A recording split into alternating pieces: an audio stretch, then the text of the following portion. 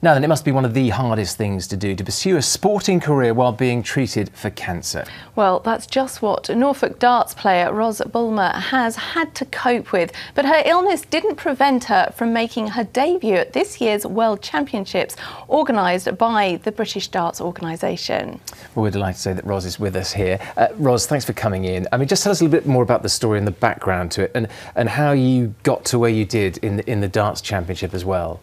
Okay, so I was diagnosed with cancer 3 years ago, and I had chemotherapy, breast cancer, and I wanted to play on the Lakeside stage, and that's I'd played Super League in county, but I wanted to play on the Lakeside stage. So after I got through my recovery, I decided last year that I would do the BDO tour, and the idea was that it was going to be a 2-year plan. Use the first year as a learning curve in order to go through, see what happens, work out where the tournaments are, which ones you need to go to, and somehow or another I managed to make it to Lakeside in the first year. So I also qualified for the BDO World Trophy, which was another televised event. Yeah. But Lakeside was the dream. It's such an extraordinary achievement. Tell me a little bit about some of the sort of things you had to go through with sort of the two journeys alongside each other, the sports journey and the health journey. In a way, did the two sort of almost keep the other one going, if you like? Oh yeah, the focus in order to play darts, the concentration, if that's what you want to do, then you really focus and you really concentrate and you make sure that each match counts. And you only get that from living each day as it comes, and you don't miss the opportunity. You use everything that you've gone through in order to make sure that you win your matches.